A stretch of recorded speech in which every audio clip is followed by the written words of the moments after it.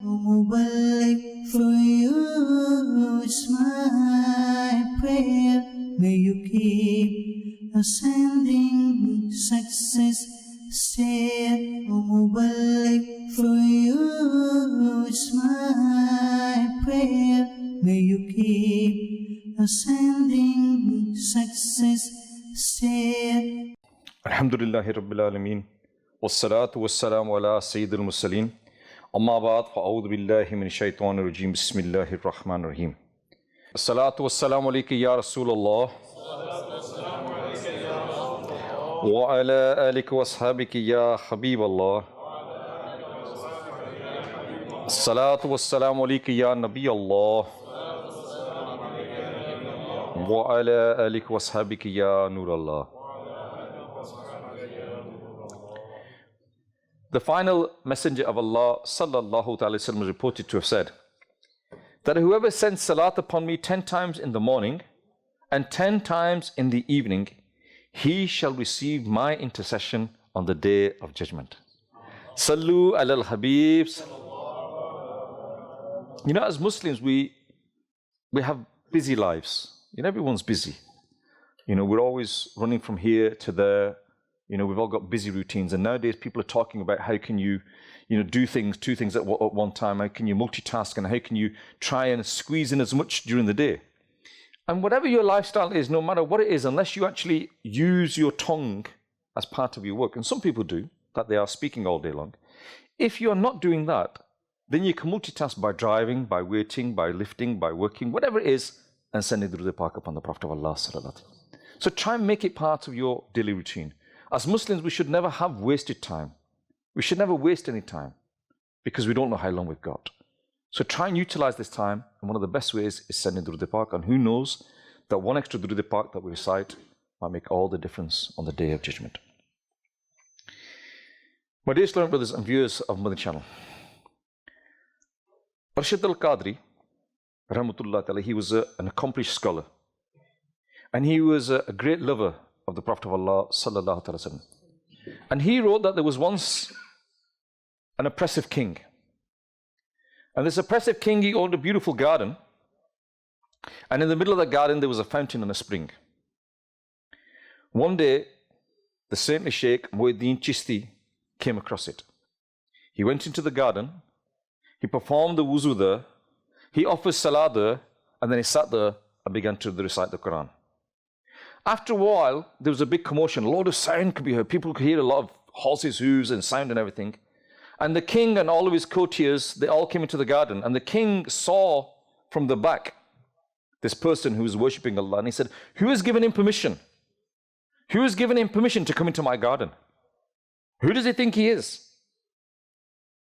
And Sheikh Muhyiddin Chishti, rahmatullah, he turned around. And just one look at the king, and the king all of a sudden was shocked at his gaze. And he collapsed and was unconscious. The saint then asked for some water. He sprinkled some on the king's face to wake him up. And when he woke up, he and all of his servants repented for the past, and they took an oath of allegiance at Muhyiddin Chishti.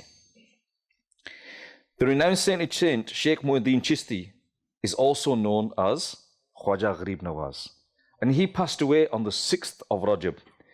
And it is the mercy of Allah Azza wa Jalla that Allah allows us to remember, love, show honor to the pious people of our past.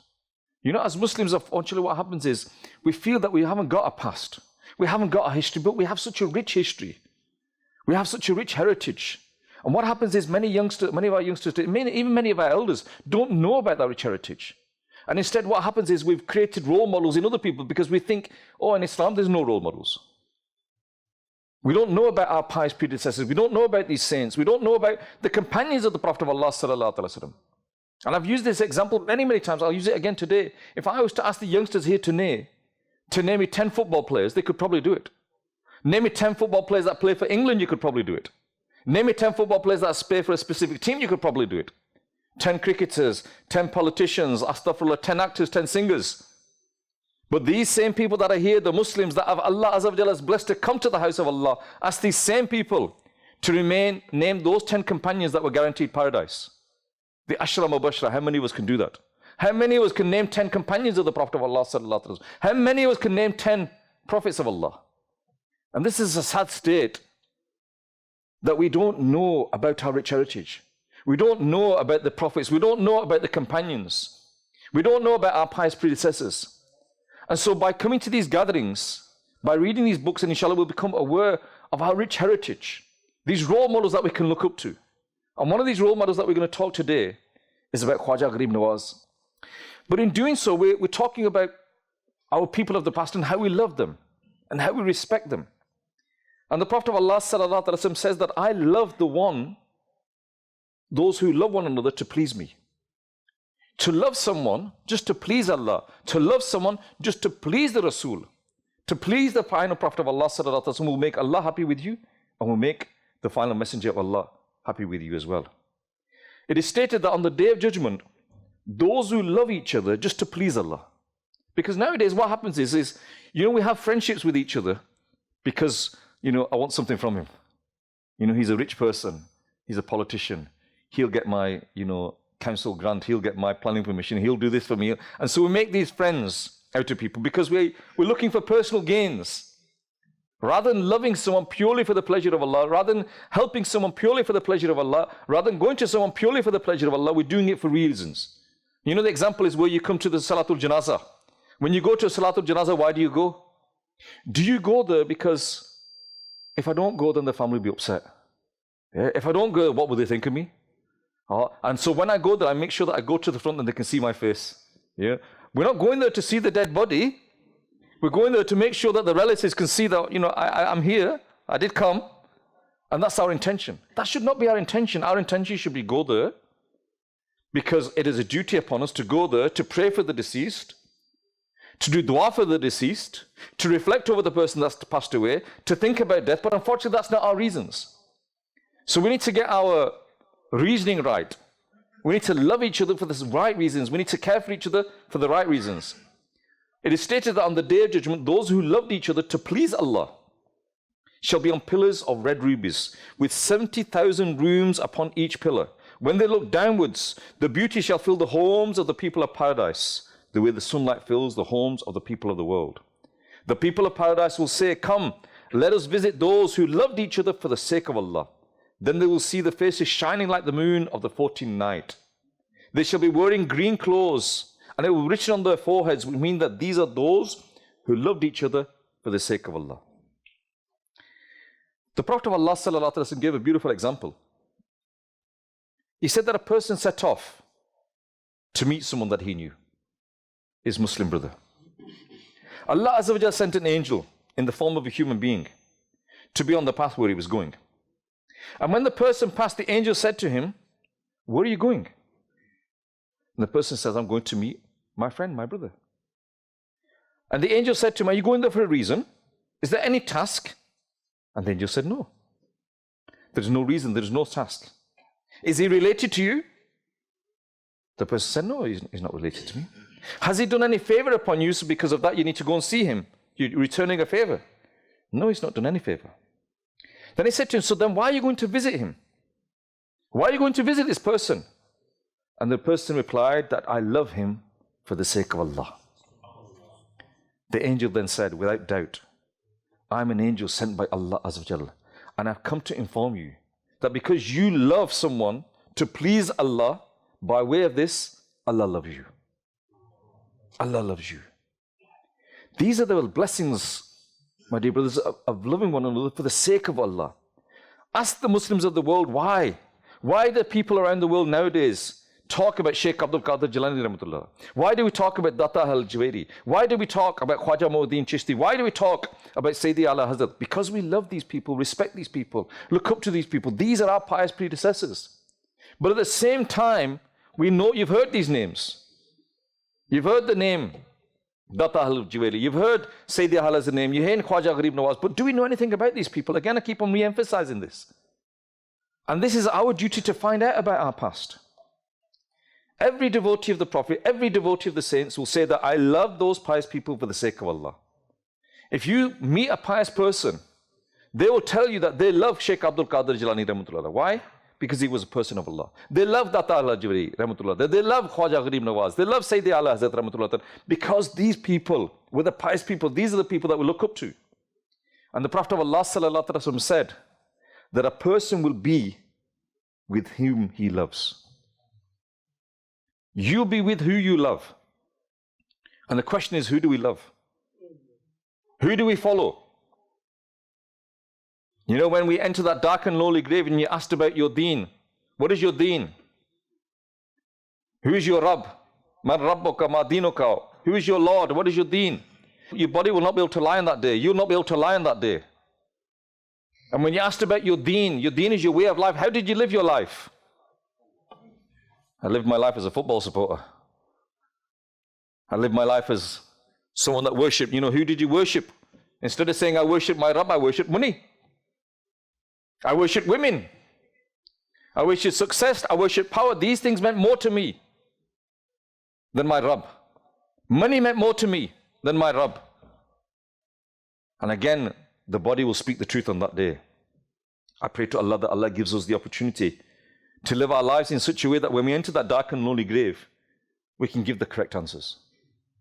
That we live our life in such a way that we worship Allah and only Allah. I mean, it's easy to say this. We worship Allah. But do we? And I said, you know, you see people here, they know more about football players than they know about their deen. They know more about certain film stars and films and directors even, singers and actors, astaghfirullah, than they know more about their deen. And then you say that, you know, I worship Allah. Then you say that I live my life as a Muslim. Again, something for us to reflect of. Today, my dear Islam brothers and viewers of Madani Channel, we want to mention quickly Khwaja Muhyiddin al-Chishti, rahmatullah ta'ala. He was born in 537 al-Hijri in a place called Sijd, in the historical region of Sistan. And this is also why he commonly has the title Sijdi attached to his name.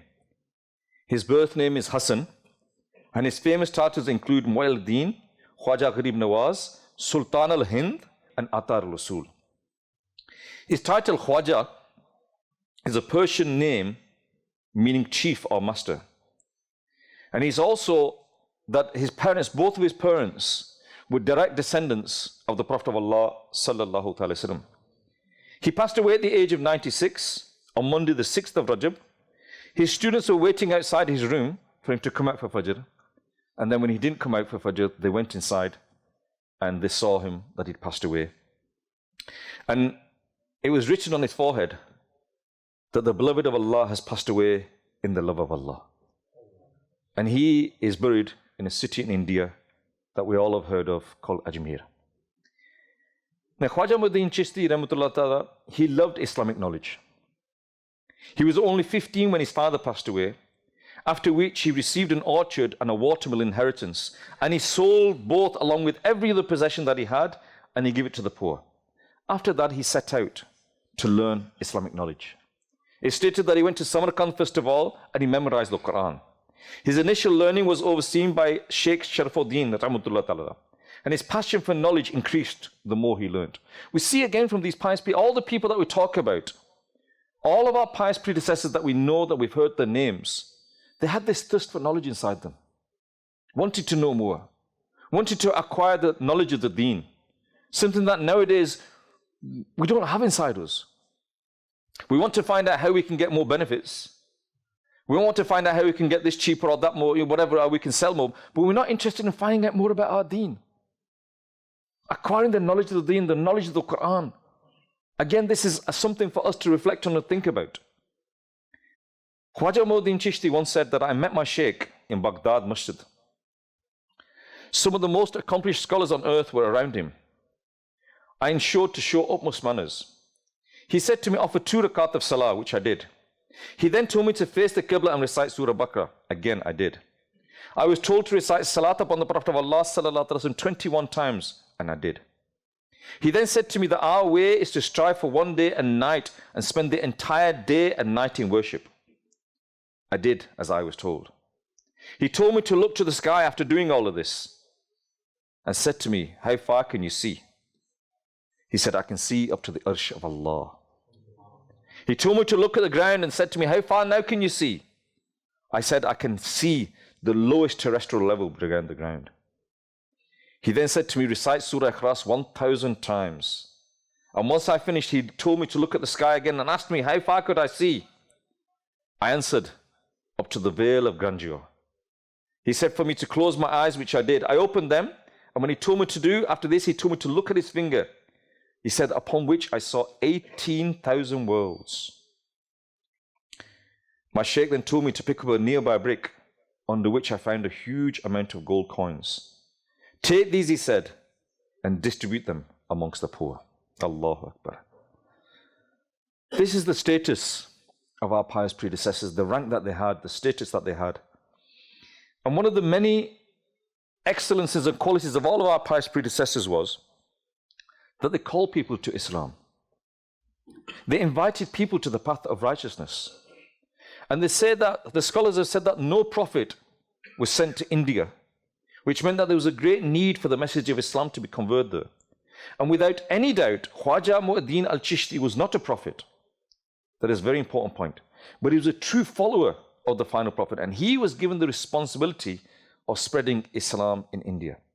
It's narrated that after leaving the company of Shaykh Khwaja Mu'addin al-Chishti, he traveled to Medina Sharif, and he spent all of his time in worship there.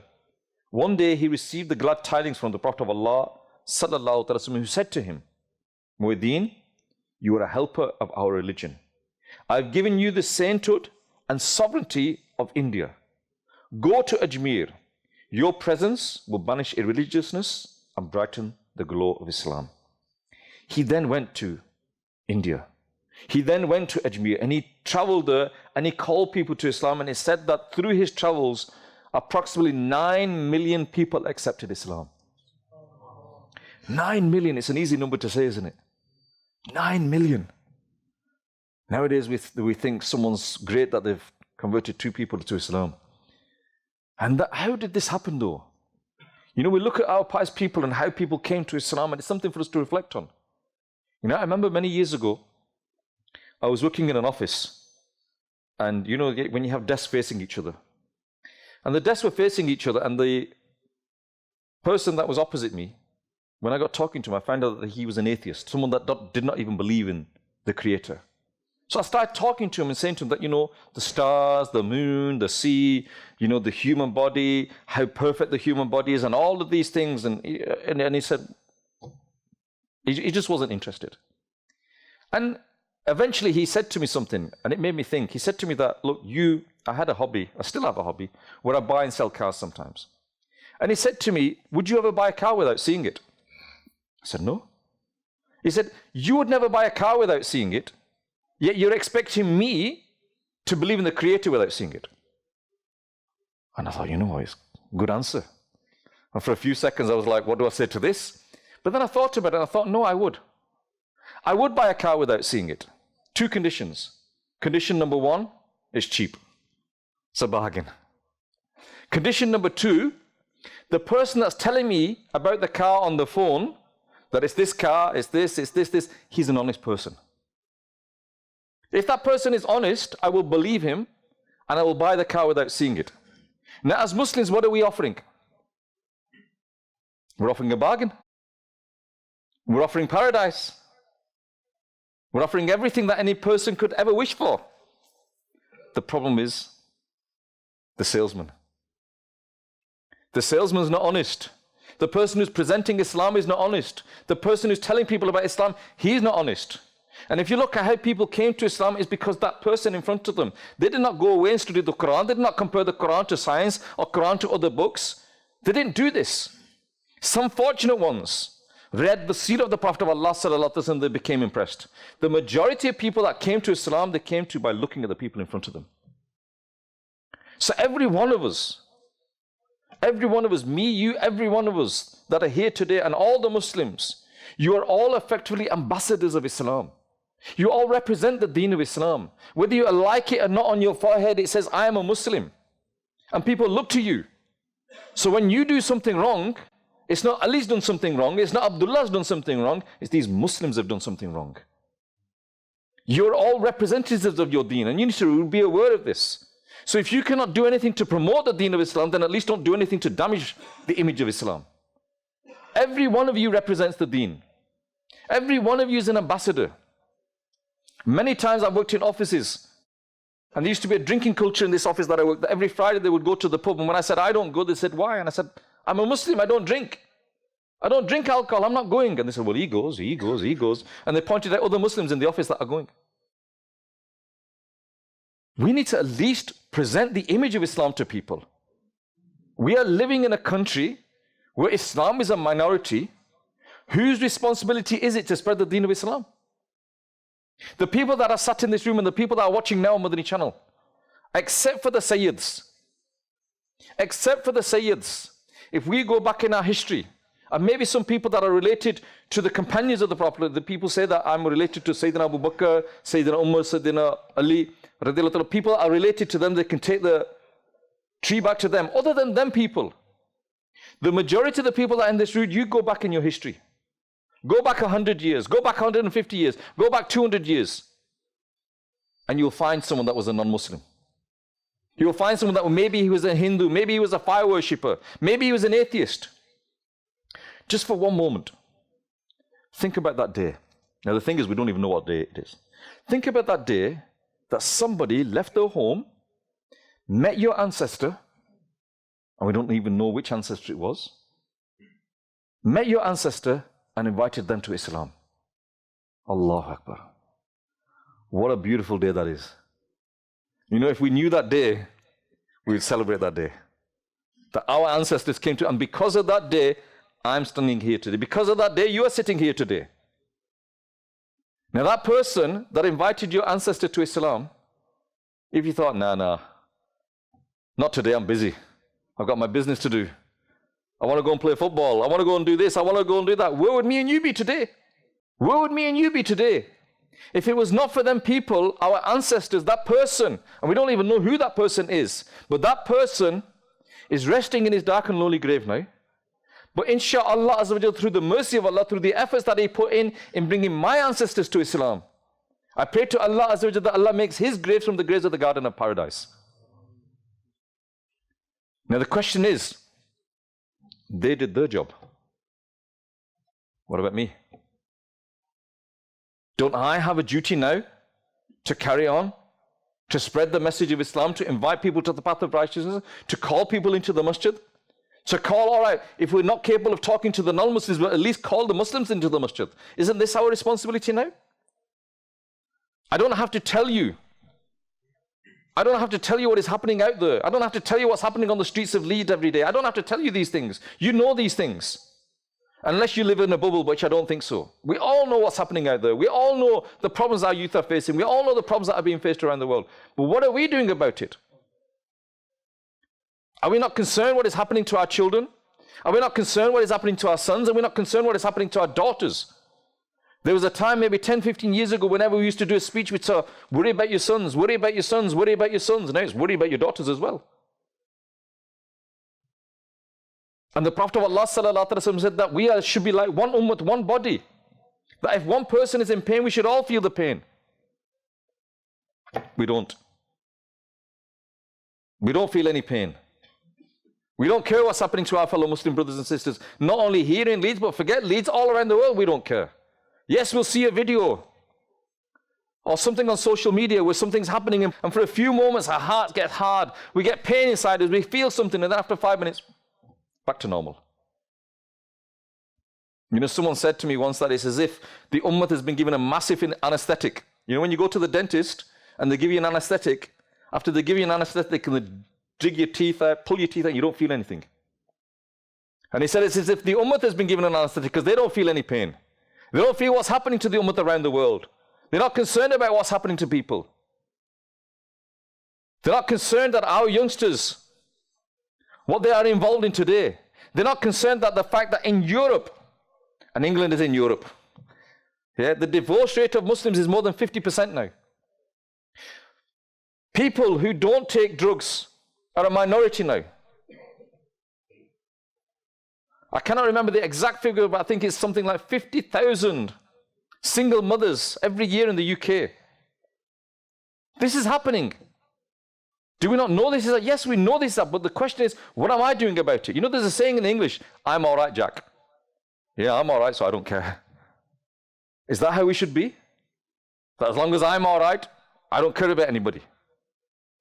Now, maybe you think it's all right, but they say that if you don't put the fire out next door, that fire's going to come to your house.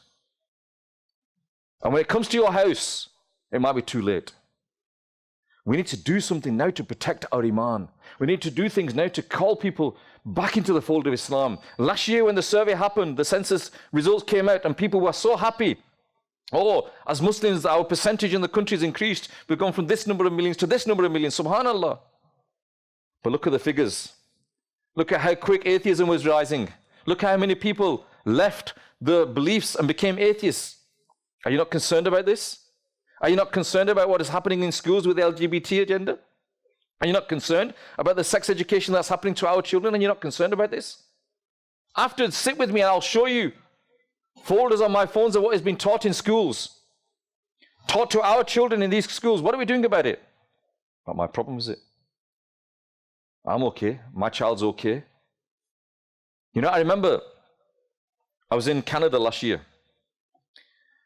I asked this question, that if you were in a country like Pakistan and India, where a lot of the people, like the people here today, have come from, if you were there and you lived your whole life there, what is the chances that you would die with Iman in a place like Pakistan or India? And they all said 98%, 99%. I said, okay. In this country, what is the chance that you'll die with your Iman? And they said it's a bit less. I said, okay, how much less? I said, 90%. I said, okay. Even if it's 90%, you should still be worried. Yeah. And then I said, okay, in Pakistan or India, your grandchildren, what is the chance that they would die with Iman? And they said, oh, well, you know, things are getting worse. You know, all these things that are happening around the world. So let's say 90%, 85%, 80% that our grandchildren would die with Iman if we lived in India and our children were born there and our grandchildren were born there. I said, okay. What is the percentage that you think your grandchildren will die with the Iman in Canada? We were in Canada at the time. And one person, and as I'm telling you this now, I can see his face because it scared me so much. He said 5%. He said, there's a 5% chance that my grandchildren will die with Iman. And I looked at him and I said, do you believe that? And he said, yeah. I said, what are you doing about it then? What are you doing about it? Should you not be concerned? All right, you think to yourself that, okay, I will die with Iman, and there's no guarantee of that for a start off. But are you not concerned about your children, about your grandchildren, about coming generations? Or are we more concerned about getting the biggest koti back home? Is that our concern? Is our concern about having the biggest car and lead the biggest house and lead the biggest koti in Kashmir? Them are our concerns? Are we not concerned about our children and our grandchildren, what's going to happen to them? We should be worried about this. We should be concerned about this.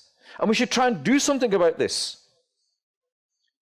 You know, Nigrani Shura, the head of the executive committee of Dawah Islami, he said once that this generation, us, we are the motorway builders of the future. And I asked him to explain this, and he said to me, you know the motorway, you know, I live the other side of the Pennines, so inshallah when I go home tonight, inshallah I won't break the speed limit, and I'll be driving at 70 miles an hour, inshallah, right? So, but that motorway, the M62, when it was made, 70 miles of the motorway was not made in 1 hour. 1 mile of the motorway might have taken 70 days. 1 mile of the motorway might have taken 70 months. But that motorway was built so that the future generations can travel at 70 miles an hour.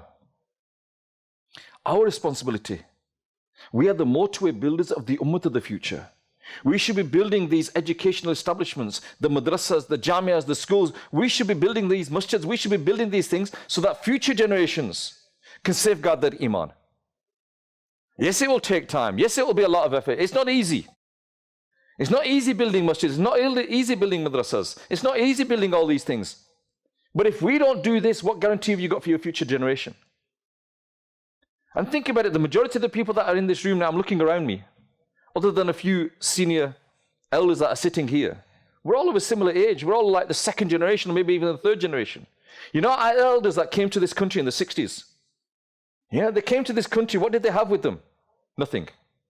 No language, no money, no resources, no connections. Nothing. What did they do? They built the masajid. Alhamdulillah. I salute them honestly. The things that they did with nothing, literally with nothing. And they were the ones, they were that generation that obviously when they came here, they were worried about their family members back home. They came here to have a better life and raise money for them, but they still built the masjids. This generation, our generation, we've not got family back home that we need to look after, and sisters and daughters and all them sorts to get them married off. We've got money, we've got education, we've got connections, we've got all of these things. What are we doing? In comparison to what they did, nothing. And again, it's something for us to reflect on. That what are we doing? What things are we putting in place to protect our iman? What locks are you putting in to protect the iman of your future generations? This is something that we need to be concerned about. You know, in this country, they say that if you want to get insurance on a house, it's got to, you need to have 5 lever locks. If you want better insurance, it's 7 lever locks. When I came out and I got out of my car, the first thing I did was I locked the car. I didn't leave my door open. You didn't leave your house open. Why? Because you wanted to protect your house. You wanted to protect your car. What locks are you putting in place to protect your iman? Nothing. Why? Because you don't value it. You value your car. You value your house. You value your wallet. You value your mobile phone. We're always checking to make sure it's still there.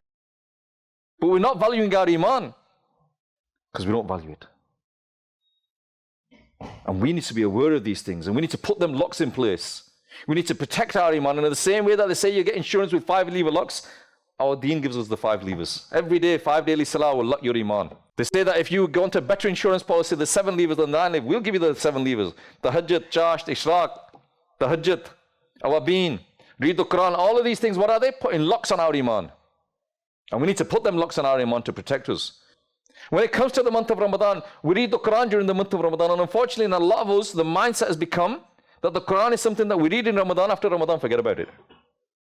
During the month of Ramadan, we'll read 1 Quran, 2 Qurans, 5 Qurans, 10 Qurans. After the month of Ramadan, put it on the top shelf and forget about it. Again, that's something for us to think about. What is our connection with the Quran? Do we read the Quran on a daily basis? Somebody told me a story once, and I want to share this with you. He said there was a khatam at someone's house. And after the khatam, people started to leave. The imam was there of the masjid, the local masjid, the imam was there. And the imam stayed to the end. And so as the guests were leaving, the host went to the door to see them out. One by one, he went to see them out. When the second to last person was leaving, he gave the host some money. He gave the host some money. And as he was going out, he gave him the money, and the host put the money on the table. And he went out to see the person out. There was only one person left, the imam. The imam got out, and as the host was coming back into the room, the imam was going out. So he saw him out. Yeah. When the host came into the room, he looked at the table. There's no money there. Straight away, it must have been the imam. The imam must have taken the money. Straight away he starts thinking this. And then for the next 12 months, he did not go to the masjid and read the namaz behind that imam. Whenever the imam was in the street, he'd go to the other side of the street. Whenever there was an opportunity that they met each other for whatever, he never even gave salam to him. But then 12 months later, when again he wanted to do the khatam, there was a lot of pressure from him. You know, why have you not called the imam? You need to call the imam sahib. You should call the imam. So he called the imam sahib. The imam sahib came. And when the imam sahib came in, the imam sahib asked him something. And he said to him, what have I done wrong? For 12 months, you've not given me salam, you've never come to the masjid. What have I done wrong? And the host said, 12 months ago, this happened. I put the money on the table. Yeah. When I came back, there was no money there. And you must have took it. And the imam sahib started crying. And when the imam sahib started crying, the host thought to himself, I've caught him out. Yeah. I've caught him out here. But the imam sahib, no. You think I'm crying because you think I took the money? I'll tell you why I'm crying. Go to your shelf over there. The Quran is on that shelf. Go and open that Quran. He went and opened the Quran and the money was there. For 12 months, the Quran had never been opened. For 12 months, the Quran had never been opened. Is that what the Quran is like in our house? Is that what it's like in our house? That the Quran is a book for Ramadan, but not for any other time? Is that how low we become? And then we wonder why we are facing all the problems that we are facing. The Prophet of Allah sallallahu alaihi wasallam in his final sermon, he said, I leave you two things. I leave you two things, the Quran and my way. Hold firm to this and you'll never go astray. The Quran and my way, follow these, you will never go astray. The Quran, we don't read it. The way, the Sunnah of the Prophet of Allah sallallahu alaihi wasallam, we're not interested. A beautiful example that someone gave me, and I've used it many times on Madani Channel, I'll use it in front of you here today. You go to the doctors. You see the doctor and the doctor examines you, he does a checkup on you. He gives you a prescription and says, look, you need to go get these tablets and take these tablets every day, and you might have to take them all your life. You know, for certain diseases, cholesterol, heart disease, whatever it is. So what happens is, you meet the doctor, he writes your prescription, you get the prescription, you put it in your pocket, you give him, and you leave the room. Okay? 3 months later, you go back to the doctor. And you say, doctor, you know, I came to see you 3 months ago. I wasn't well. Now, I'm really bad. Now, I'm really struggled. Now, I've got this problem. Now, I've got that problem. Now, I've got this problem. What will the doctor say to you? He will say to you, did you take the medicine? This is what he's going to say to you. Did you take the medicine? Now, if that moment when the doctor says to you, did you take the medicine? You go, oh, Dr. Sab, here's the prescription. What's the doctor going to say to you? He's going to say, you're wasting my time, man. What are you doing? I given you the prescription. You're not taking it. And then you're wondering why you're sick. The Quran and my way, follow them and you will never go astray. What is the difference between that person that we think is a fool, that leaves the prescription in his pocket, doesn't take it out, doesn't get the tablets, doesn't take it, and us that have the Quran in our houses? We don't take it off the shelf and don't read it. What is the difference between him and us? That we don't live our lives according to the Sunnah of the Prophet of Allah sallallahu alaihi wasallam, and then we say, hi, hi, hi, my children. Hi, my wife. Hi, my kids. Hi, this, hi, that. What is the difference between him and us? Nothing. The cure is with us. The remedies are with us.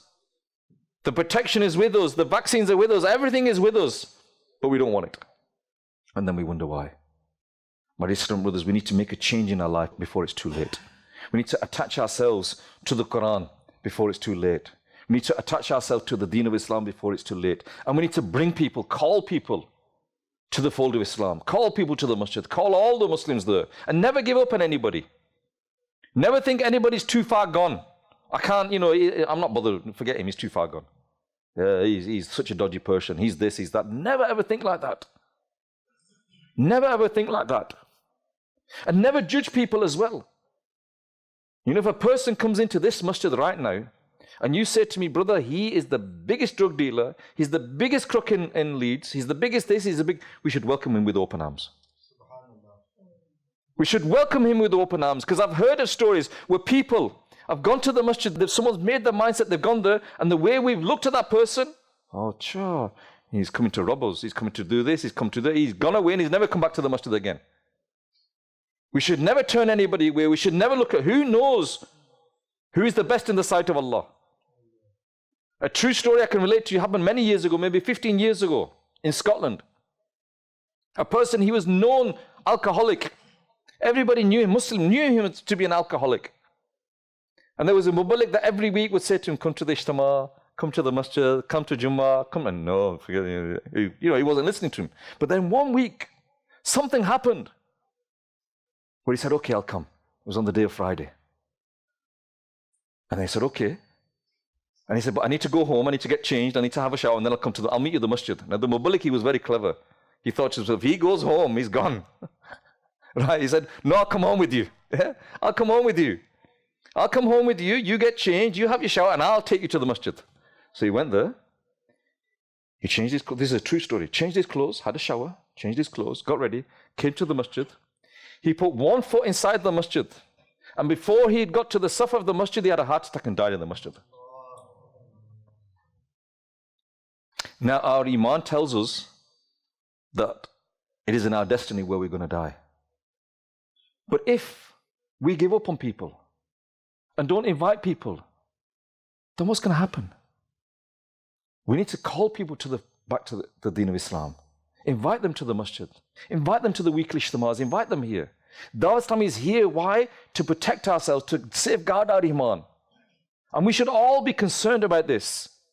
Our pious predecessors have said that if you are not worried about your iman, then you are at more risk of losing your iman. Iman is the greatest gift that you have got.